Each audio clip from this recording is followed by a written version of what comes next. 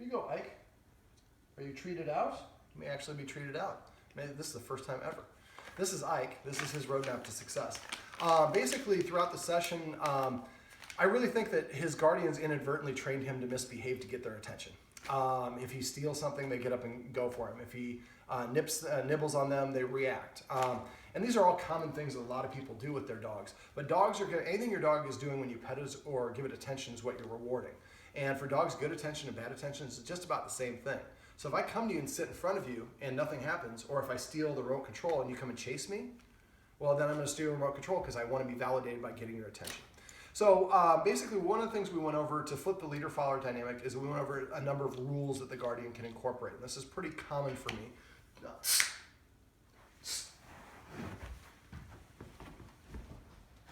So I had to bring the energy to go over and let him know I'm serious. I made a mistake there. I hissed twice, which I just told his guardian she can't do. Here, buddy. All right. So we want to focus on the positive, and I'll get to that in a second. But for rules that I like to start off with is sit.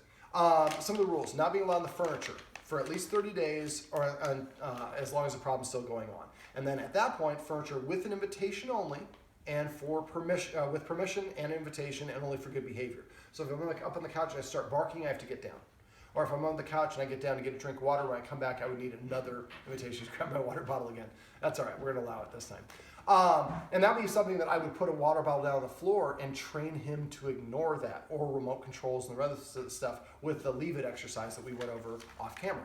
But getting back to the rules. So one of the rules, let's see if I can redirect him. One of the rules would be not being allowed in the furniture, like I said, and especially never on top of the back of the furniture, because that means he has more authority than the humans. The higher they sit, the more rank or status they have. Now in this house, he also the dog sleeps with the humans, and the humans really want to continue that. So I'd make the bedroom only allowed in the bed with an invitation, and only for good behavior as well. Eventually, if we get to the point where we're feeling good and he's behaving well, and we want to invite the dog in the furniture, we'll make the invitation. But again, it's still with the human's directive, not with the dog's. So that'll be one of the rules. Another rule, the dog has to sit before it let it in or out of a door. Remember, first we make it sit for 1 minute, then 2 minutes, then 4 minutes, then 8 minutes. And as soon as the dog sits, we open that door. First do it in one direction, then do it with both directions. The other thing we want to do is other rules. The dining room table is here. They have this flooring around it. So he's not allowed to be on the hardwood floor. There you go, buddy. When people are eating at the table. The rest of the time he can come and go as he pleases, but when people are eating, one of the rules, he's not allowed to be within 7 people of anyone who's eating, and also around the table. So if somebody's eating on the couch over there, the same rule would apply. Also not allowed in the kitchen, and I went through off camera how the guardian can enforce that rule. But remember to practice. Set up situations in an easier context, help him practice it before you do the real world thing. So if you're going to eat a meal, heat up some lunch meat. And then sit down in your normal places, cut it up, and act like you're eating it, but you're able to use those escalating consequences to move him outside the area. Once he lays down and gives up, then we put that stuff up and we serve our actual meal. Okay, so those are some of the rules that we went over. Also look for ways to delay gratification. So we're playing fetch, make him sit, and then I throw the ball. Or remember to say fetch 3 times. The guardian took notes, so I'm sure she'll be able to do it, but they were trying to snatch the ball from him, so he didn't want to give it up. We'll talk about the drop here in a second. It's on my list. But basically, the more that we that we enforce rules, the more the dog sees us acting like a leader, and the more they identify as a follower. And then it seems inappropriate to challenge us. So enforcing rules consistently. Remember, you have 3 seconds to correct or reward a dog for them to make the connection. And it has to be repeated enough. Consistency is really important. And if the dog keeps on getting in trouble in other rooms, the guardians are doing a great job by having a railing up. Well, if we can't supervise the dog, we want to make sure that we put the dog in a position where it's not going to practice undesirable behaviors by blocking off access. So that's wonderful. All right, so rules are great, but as everyone knows, I like to focus on positive reinforcement. And so what I do, see if I can get him come over. I've got like 4 treats on the floor. One of them's right close to him. He wants that water bottle. There's another treat right there, buddy.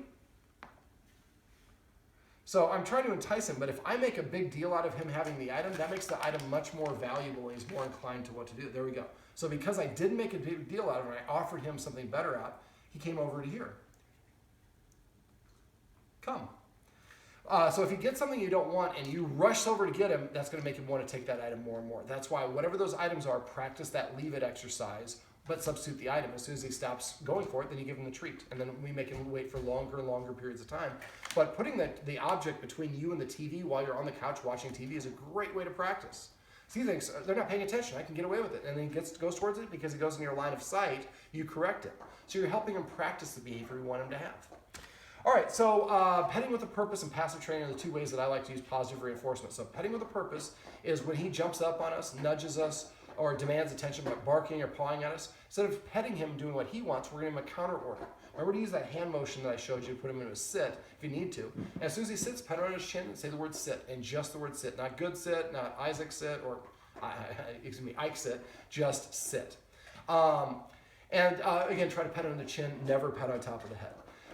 So that's passive petting with a purpose. Even if you want to pet him, tell him to sit first. The only way that I wouldn't pet him without him sitting or without him following my command is if he prepays for it. And after you've done this a while, he's going to come and start sitting in front of you to say, I'm prepaying for some attention. Can you scratch me behind the ear? Make sure we acknowledge that as much as we can. Otherwise, he'll go back to the old nuisance behaviors. The other thing is, and we would say the word paycheck. So if David comes in the room and he sees that his lovely lady is petting the dog and standing, he says, paycheck, and then she stops petting. She says, sit, he sits, and she pets him, and she says, Dave, I asked him to sit before he came in the room. As soon as she closed the door, he heard it, and he kept on petting. David said that's allowed, which it is. Oh, now he got it off, so let's see if he's going to drink the purple water. He got the lid off. Okay, so, yes, he's more nervous drinking the water. So, Dave, I'm going to have you go over and grab the lid just so he doesn't get in trouble. Wait right there. So as soon as Dave got close, he started getting up like he wanted to go get it. So what we're doing, I'm just throwing some treats away. Now he's got the bottle and it's open, and some water spilling out one side. So that's why we want to wait and toss the treats past the dog. So it just goes to get the treats. It gives us a chance to go over and pick up whatever the item is. Okay, so that's petting with a purpose. Passive training is simply recognizing whatever the dog does that we like and rewarding it within 3 seconds for doing that. Every time your dog comes organically and sits next to you, you didn't ask it to, pet it on his chin and say the word sit. Every time he lays down, pet him and say crash. Every time he comes to you, pet him and say come. The more that we pay attention to reward the dog for desired behaviors, the more they're going to emulate those in the future. And just like little kids, they'll start to do the things we want as opposed to things we don't want. Okay, one of the things we went over, we really need to teach him a drop command. And to do the drop, we want to make sure he has an object in his mouth, what we call a low-value item, something he's allowed to have, one of his toys. Whenever he has it in his mouth, not holding it, but in his mouth, walk over, hold the treat in front of his nose. Wait and make sure it's a really good, high-value, stinky treat, like a meat treat. As soon as he drops it, pop it in his mouth, and don't say anything. We don't care if he goes back to the original item. That's why I call it a low-value item. He's allowed to have it. So what we're teaching him is if you drop something, the human's going to hook you up and make your situation better. That makes the dog more inclined to want to do that in the future. We need to first practice on low-value items, but eventually if he has remote control and we stop chasing him and we've properly instilled a drop command, we say drop and he spits it out, happy to spit it out to get that reward. Okay, what else do we go over? Commands. On average, most people give, most dogs know 10 commands, and on average, we give each command action 7 command words. So one of the things I like the guardians to do is make a list of all the appropriate command words, and we exclusively say one command word, not come here, over here boy, dog's name, nickname. We're just gonna say come. So he's still got the water bottle. So basically, by consolidating and making a list of commands and us exclusively using those commands, the dog is going to be, it's easier for the dog to understand what we're saying. Also, try to use funny command words whenever possible because dogs can read your human facial expression. Let me see. And also, a lot of times we use command words in a negative association. The dog's having a great time outside. We say come, the dog comes to us, and the end of playtime happens. And so, there we go. And so basically, the more that we want to make sure we're not always using the word in a negative context. That's why passive training is so valuable. Because, there we go, because we're doing it passively and we're just getting in the habit of doing it. And the more we do that, the more the dog is inclined to engage in that behavior. And it's not always associated with the end of fun time. All right, let me see, directional commands. We went through showing how to create directional commands. It's basically just going inside a room and the doorway, toss a treat 3 feet outside the door when the dog's in the room with you, and the dog goes out the room and licks it up, you say the word out. And when it comes back to you, toss it again, and then go to the next room. Do that all throughout your house. So that way we can tell the dog you get all out, and he's happy to do so because he gets a reward for doing it. If he's on the furniture without permission, we can toss a treat down on the floor. When he gets down, we say the word off, so it's a different directional command. Okay. Fetch, we're going to say the word fetch 3 times. We're going to tell the dog to sit first. If he wants to play our game, he has to do something to earn the privilege of fetching with us. In this case, a little obedience. Sit. As soon as he sits, I throw the ball and I say fetch as I throw it. When the dog picks up the ball with its mouth, I say the word fetch, and then I hold the treat out like this or like this. And when he comes over to me, I wait for him. I don't say anything. And as soon as he drops it, I pop the ball and treat in his mouth, and I say the word fetch. When I pick up the item, I pick it up very casually because it's my item. I don't have to snatch it. I can just pick it up normally. And the more that you play fetch, we're giving him kind of a more of a, actually, if you with your foot, reach over and just step on the water bottle. Just look down. Just with your foot, not with your arm. There you go. Perfect. Now David can come over and grab that. So again, we don't want to do a snatching motion. You had to do a little quickness there, but then David came and took it. You could just toss that. All right, so let me see. So the fetch is great. We also talked about upping exercise, and the guardian is going to keep a journal. Remember to vary up the exercise amounts until you find, and grade each day until you come up with a day where he's really well behaved, and then you can recreate that exercise moving forward and have him in a position to succeed. Remember, if we're going to have people come over, take him to doggy daycare for a day. I think socially stimulating him with a doggy daycare a couple days a week would be really beneficial. Just make sure it's a good place like Come Sit Stay or Paw Spa and Dogtopia are the 2 places I recommend because I work with them. But they screen the dogs. They make sure the dogs are not going to play too roughly or with dogs that don't play the right way. Anytime you take your dog to daycare, they should do that evaluation period. If they don't, probably look for a different place or ask them because sometimes they'll do it without telling you. But taking him to doggy daycare a couple of times a week will give him some social stimulation and also is a great way to burn off excess energy. So remember, if you're going to have people over, definitely take him to daycare for at least a half day, if not a full day. Your guests will be like, oh my God, your dog is so well behaved. You're like, of course, we hired doggone problems. But no, we just depleted the dog's energy first, and then he's just looking for a place to sleep. Let me see. We went over the MacGyver thing in the kitchen, so I'm not going to go through it here. He's a counter surfer, but he doesn't counter surf to get the food. He counter surfs to get the attention.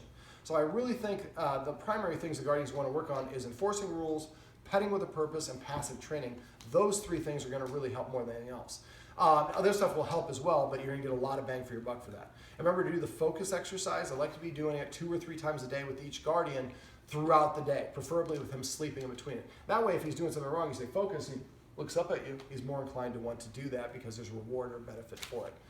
The guardian also wanted to work on loose leash training. We didn't have enough time to get to that, so if she wants to set up a dog training session, our wonderful Samantha can come by, show you how to do that, as well as a leadership exercise and help you brush up on other stuff. We do those as 1-hour training sessions, so it's quite a bit more affordable than our initial session where we cover the bulk of stuff. All right, let me see if I can get him to come back over one time. Oh, I'll do a little bit of a fetch workshop right here. So when you do come, I want to have a 45-degree bend at my elbow so my forearm is parallel to the floor. Going up or down matters. Ike, come. Well, because the guardians have been saying the word come and saying it over and over, remember something I forgot to go over, don't repeat a command word over and over. Because they've been saying come so many times, he has learned to block that out and ignore it. So I recommend when we get to that point, we come up with a new command word. In this case, here. So I lower my hand. The lower I go, the more it's for the dog. When he comes to me, I raise it over his head to get that sit. I lower it, let him lick it off, say come, or excuse me, here, since we're changing it to here, and pet him on his chin and say the word here. What you might want to do is have the guardian, now after he starts pogoing, then stop doing this. But at first, one of you might want to sit here with like 5 treats, one sits on the opposite side of the room, and just wait for him to not pay attention to you and then say come. Now I do it before I call him, I'm holding the hand out like this. I want him to look at me and see that I'm ready. I don't want him to, this looks like I'm not ready. Come. Now I'm saying come because that's the original command, but he's really not responding. Ike. Oh, I forgot. I threw some treats on the ground, so he's getting ones over there. Ike.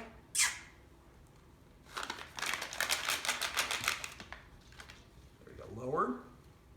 Over the head. Here. So I'm going to say come if he recognizes that as the command stage, and then when he comes during the reward stage, we're going to say here, and this is how we transition to a new word. But remember, every time he comes to you, pet him and say here.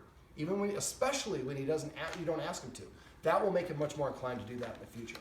I'd go over their head in an arc to put him in a sit, and if the dog's not paying attention to me, I say the word here once, Ike!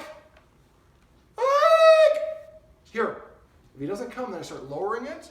When he comes to where I want, that's when I raise it over his head. Here. And always say the command word, after the treat goes in the mouth. Remember, only use one command word. make it a unique word, and my preference is to make it a funny word because dogs can read human facial expression. A couple last house cleaning items. Always follow through. If the dog does something, make sure you're willing to stop what you're doing and get the result you want. Tell him to sit and he walks away, get up and follow him. And as soon as he goes in past a room with a door or a gate, close the door behind you. Eventually, if he finds himself cornered, then and he doesn't know what to do, bark out the order or tell him to sit. As soon as he's up, march over there right away. And march through him. Walk, just walk, keep going, you're doing great. So he was on the counter, and what he did is he put his hip to the counter and just kind of came almost like a bulldozer and just took away the counter space, and eventually he got down. But again, he does these things to get attention, and the more that we flip the leader-follower dynamic, the better. That was better. Guardian went over right away, didn't wait, and the dog responded better. Never walk around the dog, walk through the dog unless the dog's sleeping or laying down. But if the dog's standing in your way, walk through it, bump into it. A dog needs to learn when a human's coming, my job is to get out of the human's way. Don't allow him to climb up the table or jump up on us. When we come home, if the dog is excited, ignore him.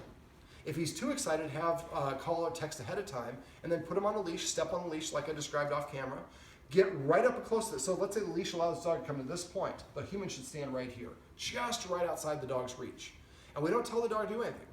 Why aren't you petting me and give me attention? No, this is what you do. And we're just going to ignore that. We're not going to tell him anything. And as soon as he sits, his energy calms down and he sits down, then we turn, and when we're doing this, we're turning sideways to him. So if you're the dog, I'm turning sideways. As soon as the dog calms down and turns and relaxes, I turn and I reach over to start to engage with the dog. If he gets up and gets excited, I step back out of his reach and turn to the side. I don't give any commands. I'm simply only rewarding him for doing the actions that I want. When he does the actions I don't want, I don't ignore, I don't do anything, I don't say no. And because we have him tethered, he can't get into anything else. Again, in dog psychology, we want to put the dog in a position where it can only do one thing, the thing we want, and we can richly reward them. So in this case, do it in a position where he can't get to the couch or chew or nibble or anything. And then as soon as he does what we want, then we start engaging with him. He becomes attractive to us. As soon as he does things we don't want, we ignore, we move away. All right, well, I'm sure there's probably some other things here that I forgot to go over, but I want the Guardian to call me or text me if there's any questions. Sorry, I can't sit on my hips for too long. If I don't hear from you, I assume no news is good news, so make sure you let me know if there are questions or problems. This is IX Roadmap to Success. Remember, everything that you do trains your dog, only sometimes you mean it.